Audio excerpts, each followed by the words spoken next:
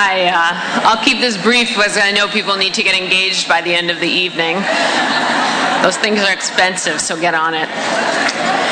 I'm Dr. Elizabeth Greig from New York Presbyterian Cornell, and it's a real honest pleasure to be here to be able to laud the efforts of Israel in Haiti following the earthquake. I was told to disclose that I'm neither Jewish nor a Birthright alumni, but thanks to my mother-in-law, I'm a card-carrying Hadassah member, so glad that brought some street cred.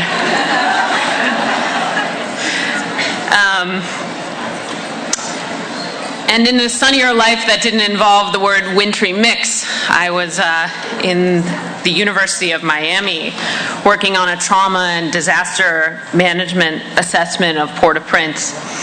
And following the earthquake, I was the project manager of Project Medishare's Field Hospital at the airport in Port-au-Prince, which was another trauma hospital in addition to the Israeli Field Hospital. And a day following the quake, we were sort of set up in the UN compound with a tent and a few lawn chairs and hundreds of patients like everywhere else. And the day that the IDF opened for business, CNN paid us a visit. And I watched the segment eventually after hearing rumblings of it from the Home Office, and to my horror realized they were cutting between our hospital and the Israeli Field Hospital as examples of medical barbarism and advanced cutting-edge trauma care. It went on for an eternity after I watched it again, and I watched it again the other day. And I can say that the Home Office wasn't pleased when the medical director, the head doctor of our hospital, was quoted as saying he was embarrassed to be an American on air when they were comparing the American Field Hospital and the American Field Hospitals and the Israeli Field Hospitals. But it was true. What the Israeli Field Hospital was capable of doing was incredible. On that segment, you see Elizabeth Cohen on CNN mesmerized by the technology that they had available, and at one point walks up to a machine and asks what it was. And the soldier responds, "It's a ventilator," in a very flat affect.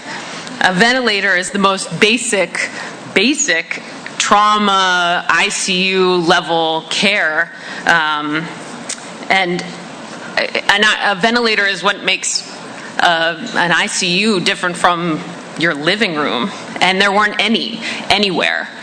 So, I mean, Israel saved many lives on their own, and the biggest danger prior to the earthquake was that there was no critical care services available should an emergency arise for one person or for 1 million people. And Israel filled that immediate void where no one else could. But in their time, they aided every other group on the ground by giving them the luxury to set up, receive equipment, staff, personnel, and so on.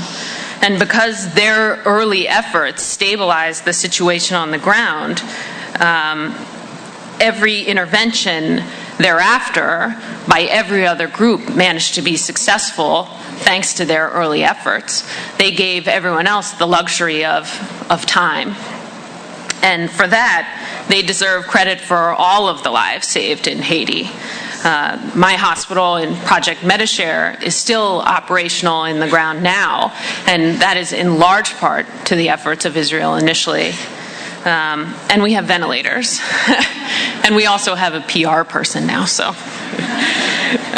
I saw Israel in action, and I'm proud to be on this stage tonight saluting the campaign and Israel's humanitarian work. And we're going to close tonight by watching a video to learn more about Zionism's humanitarian efforts across the globe. Thank you.